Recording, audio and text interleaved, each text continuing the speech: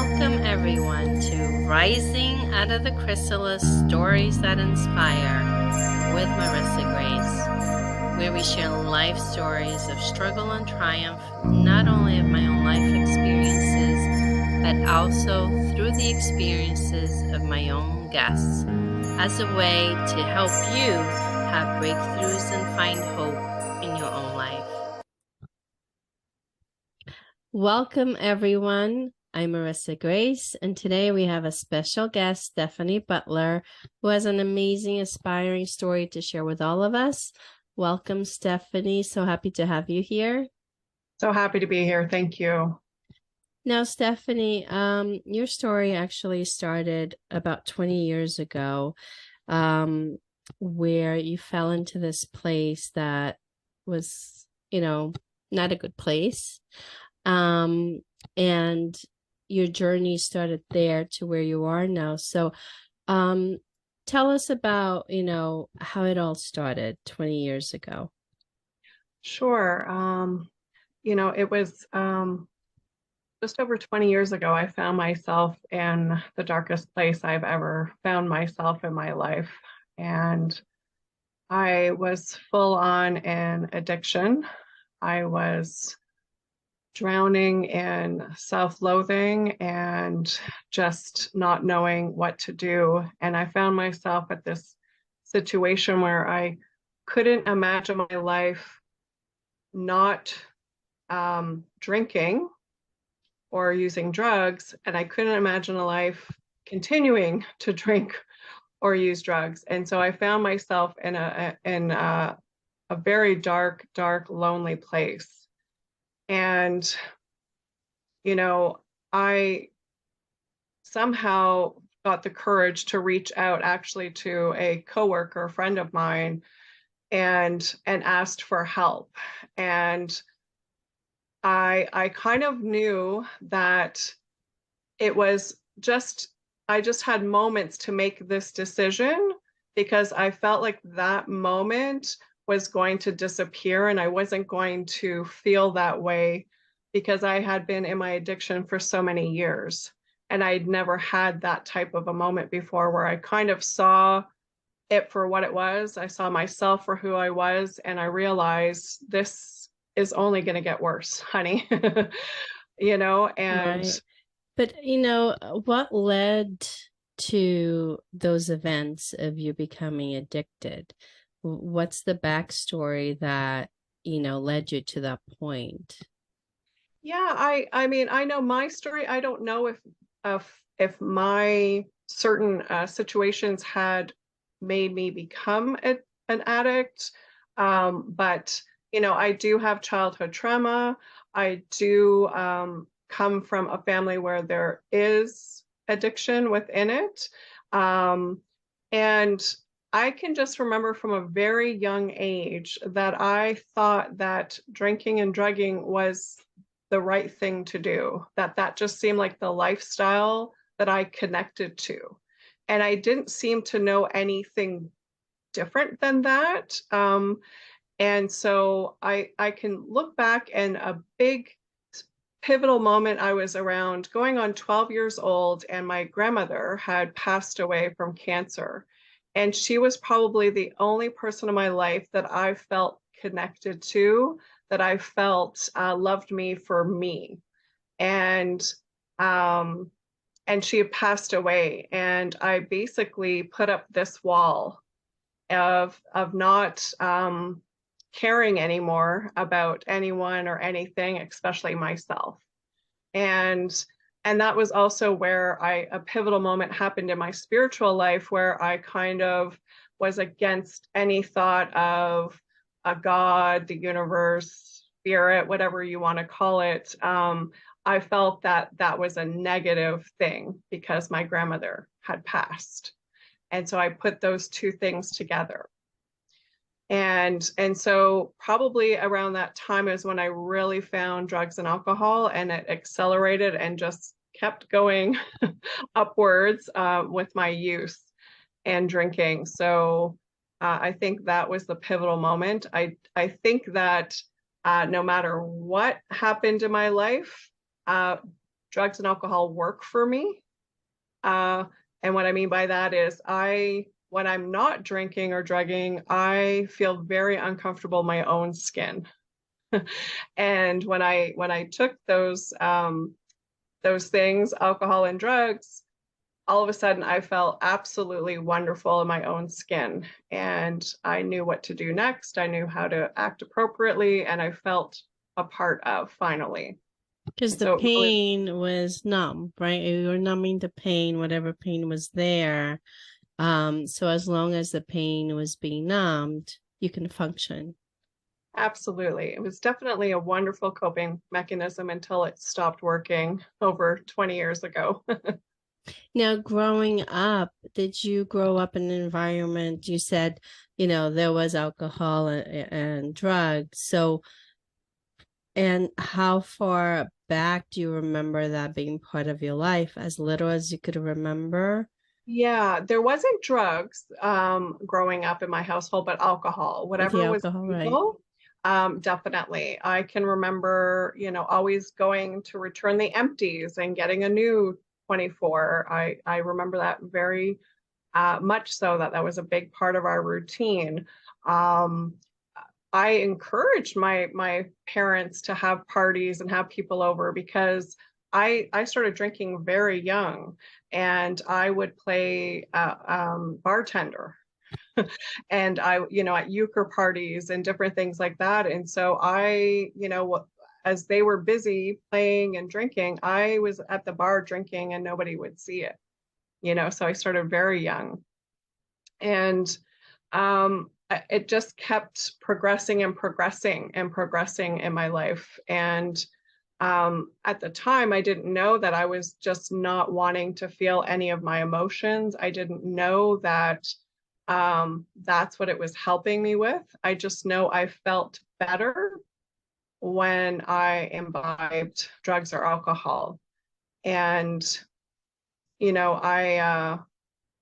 it just stopped working because everything just did a 180 in my life, and the depression, anxiety, just feeling like my skin was on inside out. I just could not function anymore. It came to that dark place that I kind of mentioned. And once you hit that dark place, you asked for help by your friend. And what happened next? Was she able to help you out?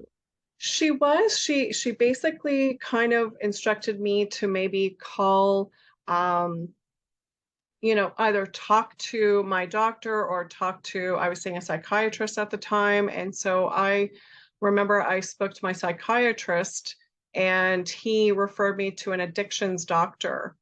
And through there, the information, the assessment went back to my family doctor. And my family doctor had known me since I was 12, and I was 28 at this time.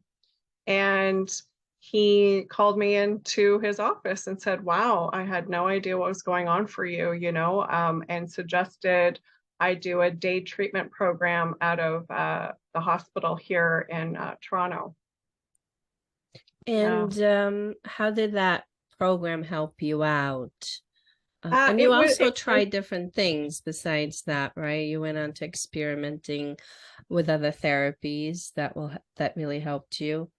Absolutely. That was just the beginning of what I call recovery. I'll be in recovery for the rest of my life. I don't become a non-addict ever. I will always have an addiction. My brain will always tell me that if you want to feel better, just drink or do some drugs. And so when I did this program, it was a day program. So it was just during the day, like 6 hours, Monday to Friday at the hospital. And it really made me understand that I was a sick person, that when I my body reacts differently than your average temperate drinker.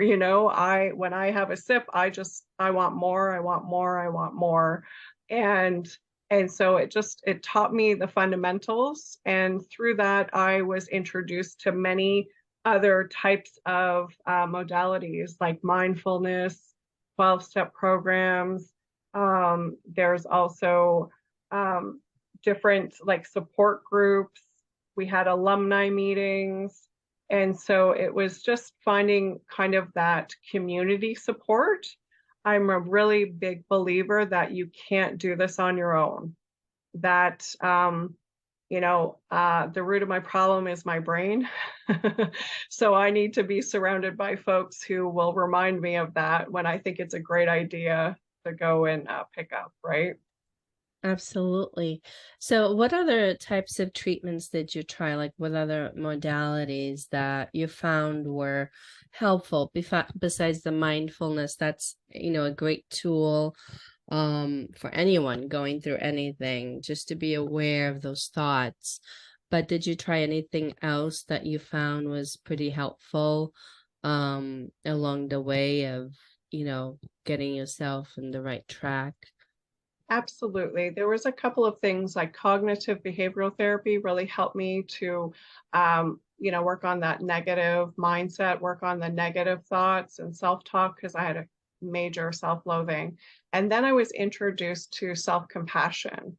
And I studied that. I took quite a few different courses run by Kristen Neff, who is the founder of self-compassion.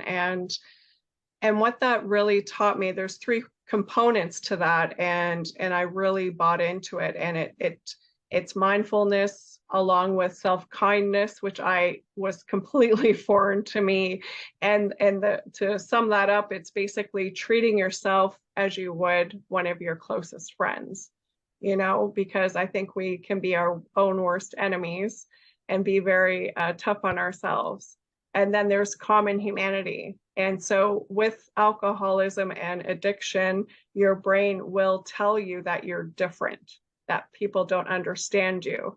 And with common humanity, it's like, I'm a human being. And whether you have addictions or not, we have the exact same feelings, the exact same Yes. thoughts. And so I needed to be reminded of that so very desperately. And so that was so helpful.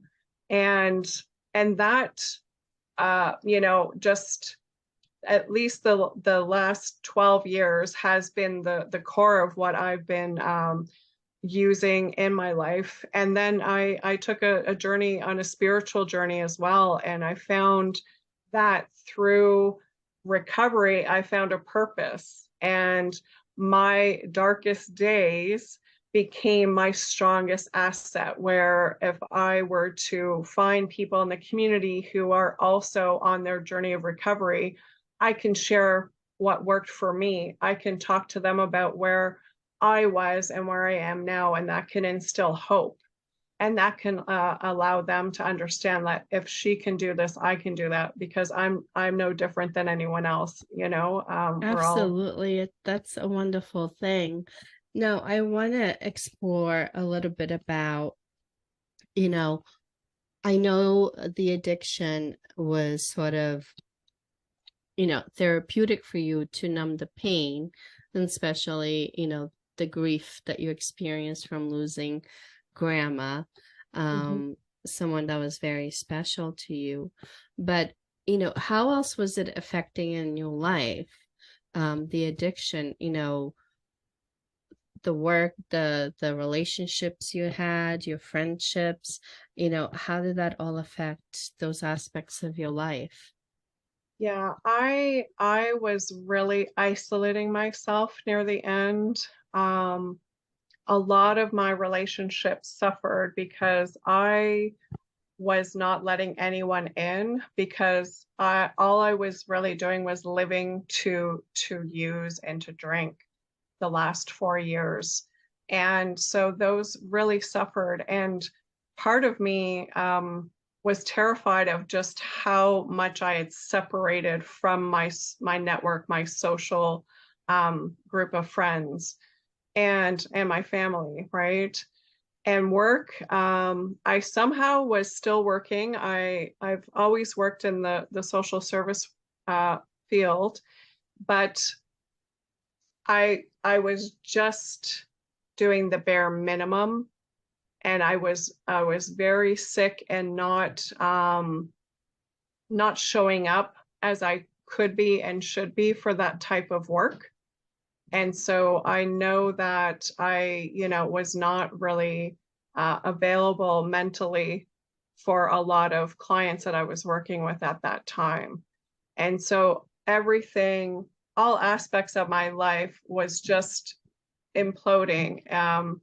And, mentally, physically, spiritually, emotionally, and career vocationally, I was just a mess. And just before I hit that point where I realized I needed help, like I was barely making it to work.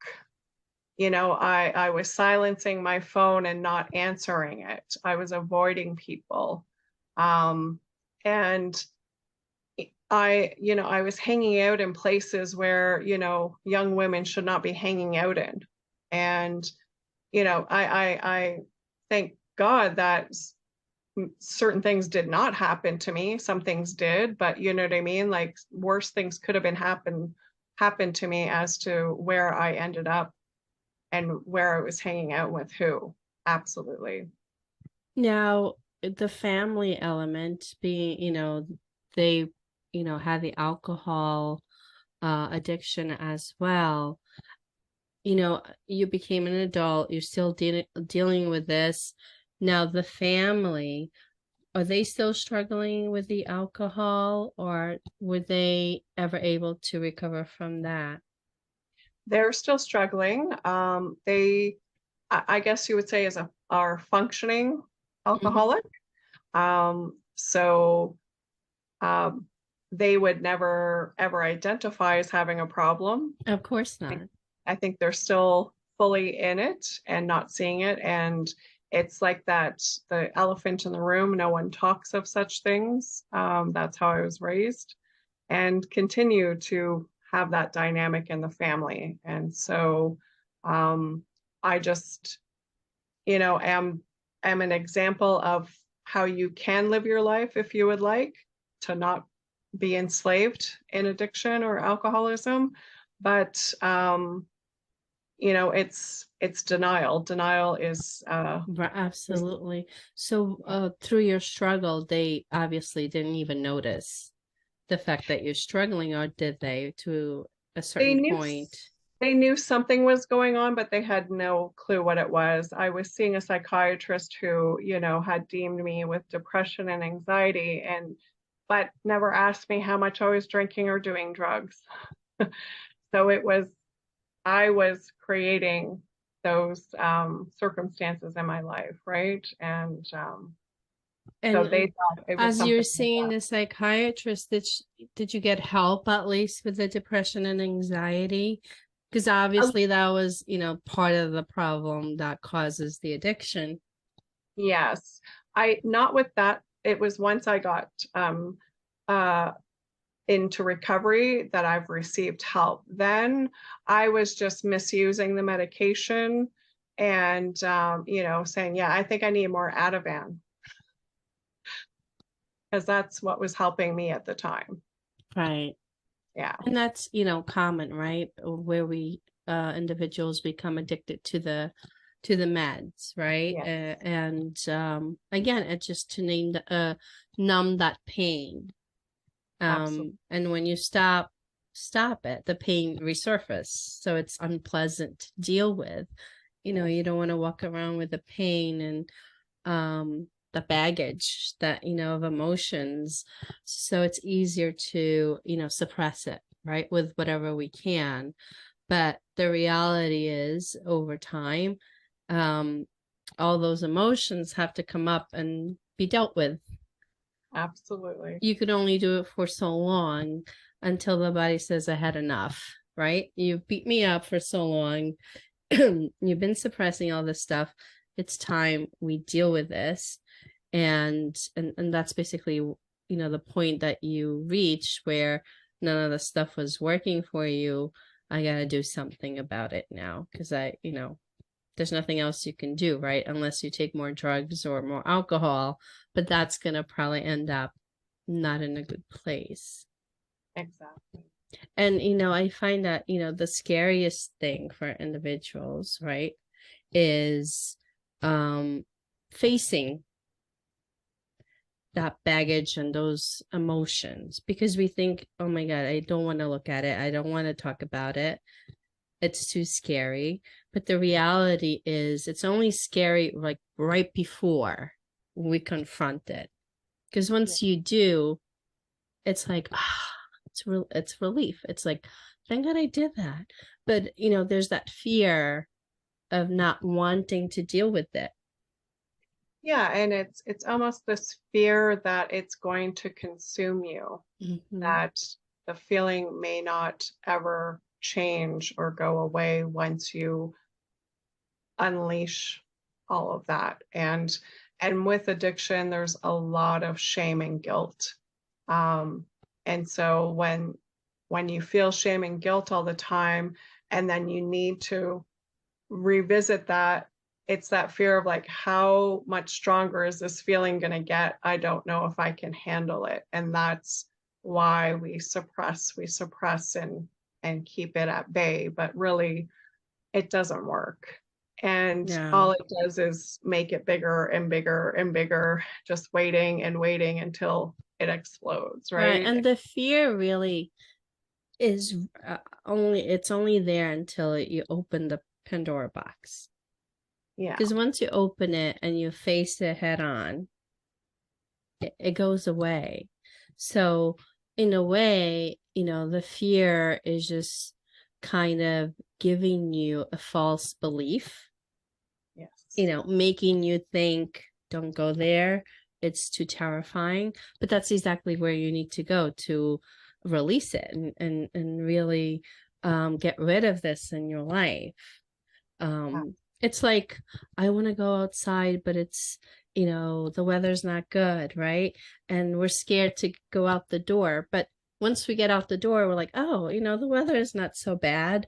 It's that type of feeling where should I don't want to go. But once you do it, you realize, I should have done this a long time ago. Yeah. Um, this was a good thing. It was relieving. Um, so now you are on this venture of helping individuals that are kind of going through the same journey. So tell us about that. Yeah, it's again working with folks to kind of um, get get into, I guess, their community to find what works for them. So if it's a coach, if it's working with a psychotherapist, whether it's, going to treatment, or is it having an addiction counselor, is it a 12-step program, like really finding out what works for them. And then when they find that, just having that connection, right, with somebody who's gone through these things before them, so that they can, say like, oh my gosh, I can't believe this is happening. I'm so overwhelmed, and whatever's happening, I can get on the phone and say, I know exactly how you're feeling. I've been through this or something similar. And if not, I'm going to find somebody within the recovery community that can say, yes, I've been through this as well. And so it's kind of like the buddy system, it's a community system, right? It takes a village to raise a child, Yes. I think from infancy to 90s. Adulthood, yeah, Yes, until for the rest of we your do. life. We do Community is really important in our lives and our well-being, right? We need community, we need connection. It's human nature for us to crave that connection and feel connected and feel like we belong Yes. in the world or in a community or a group or belong in family, whatever that is to you. But it's just human nature, and we crave that. We need that as humans. Now, one of the things that you really love that has worked for you is self-love, right? And a really learning how to love yourself and be compassionate towards yourself. Yes. And that's one of the things you also advocate with individuals. So tell us more about that.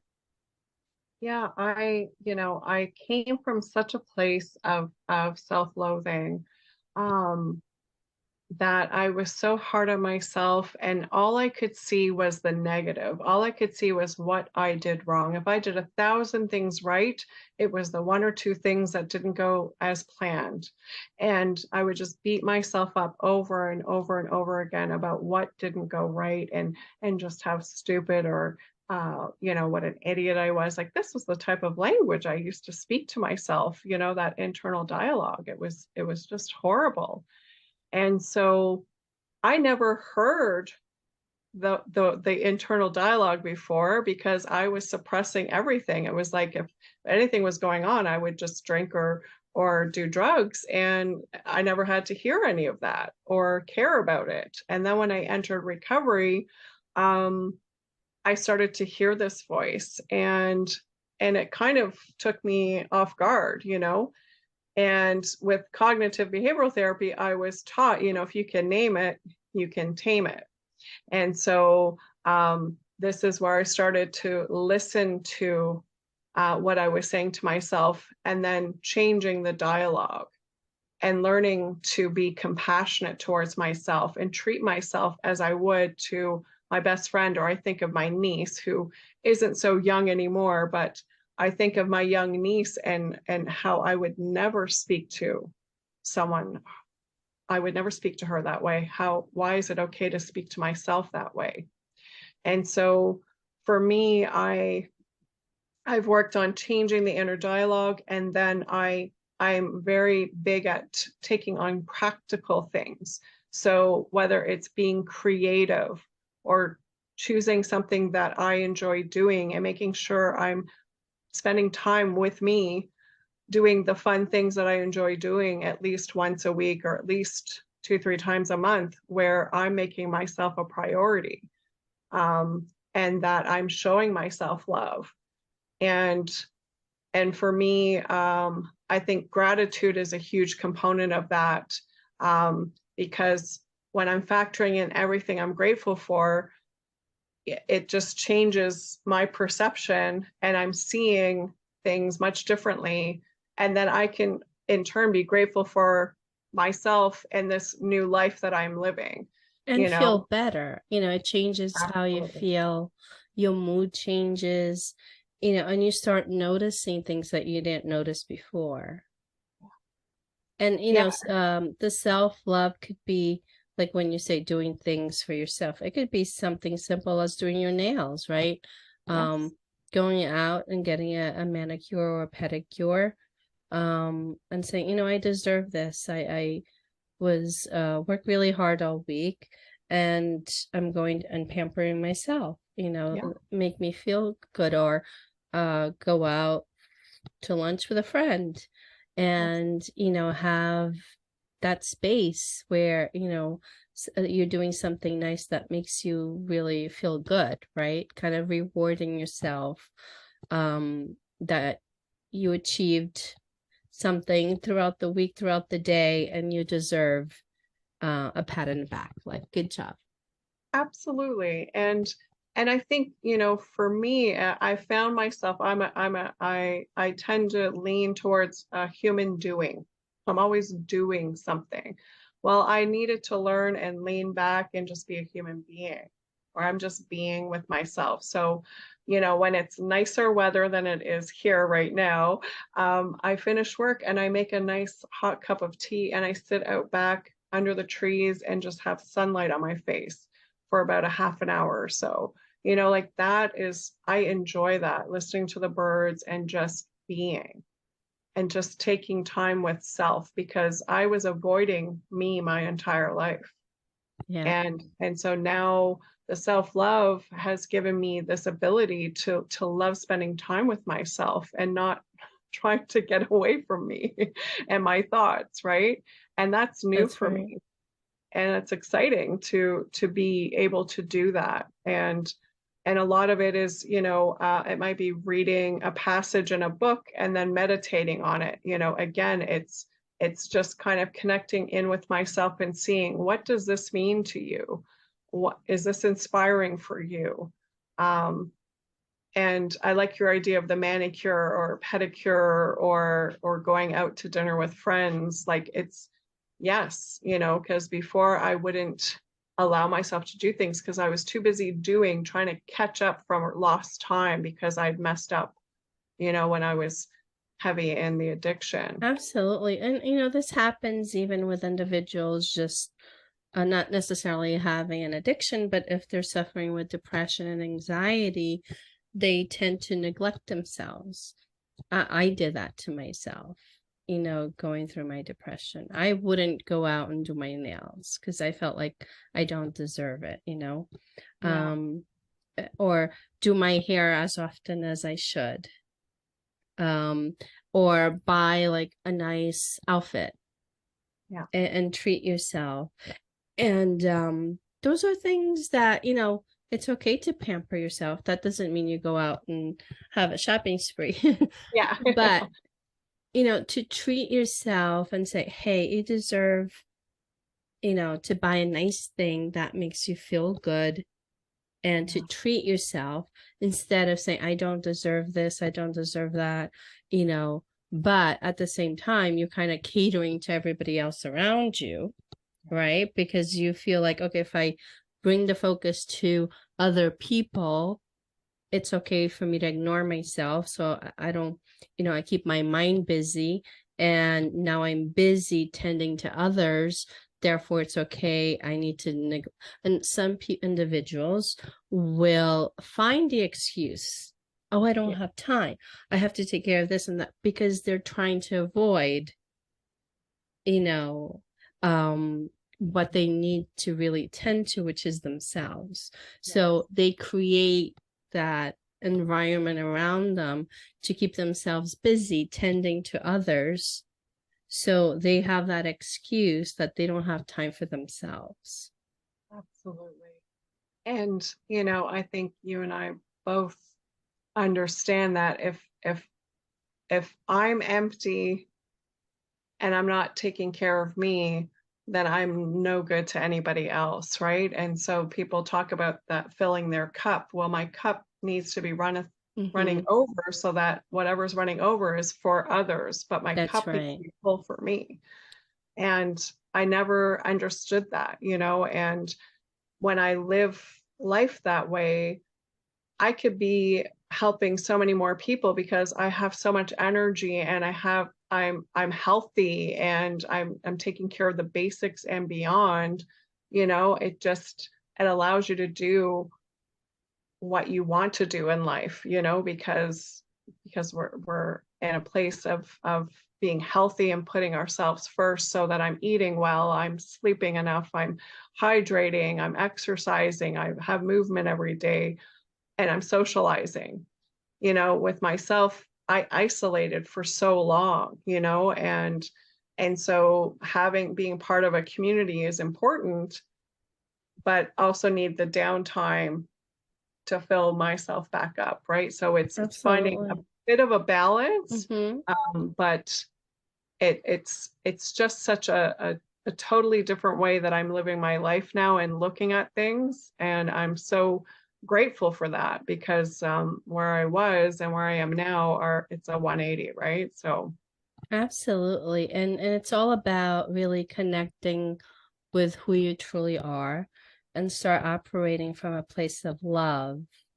And what that allows you to do is, because the reality is throughout our life, we always have challenges, right? It's not like the challenges are going to go away. They're still going to come, but you'll be able to deal with them from a different place of being. And now you're able to get through them with much ease, absolutely. and life becomes a little easier in that perspective, and no longer becomes like a burden of why are all these bad things happening to me. You're going to be able to deal with these obstacles from a different perspective where, okay, here's a problem, I can find a solution, get through it, and move on and learn something from this. So you don't allow the problem to take over your life anymore. It allows you to move much quicker through it and find resolution and probably learn something from it, and you Yes. can move through it much faster. Yes, I mean, I've gone from the negative thinking of why is this happening to me to why is this happening for me? Mm-hmm. What is the lesson here? What is my growth through this experience, right? And what a difference that makes when you just change one word in a sentence, you know? Yes. Yeah, yeah. Absolutely. Well, thank you so much, Stephanie, for coming on and sharing this experience. Now, tell us, how can anyone get in contact with you if they Yeah, want, totally. work with you and, get your advice or help and whatever journey they're in right now? Absolutely. You can go to my website, which is stephaniebutlercoach.com, or you can check me out on Instagram, which is stephanie.butler.coach. Awesome. Thank you. Thank you so much for coming on. Thank you, everyone, for watching. Please make sure you like this podcast, share, and subscribe so I can get you more of these wonderful stories to inspire you and hopefully change your life or give you some help or, guidance of where you can get help or so forth. So thank you so much for watching. Till next week.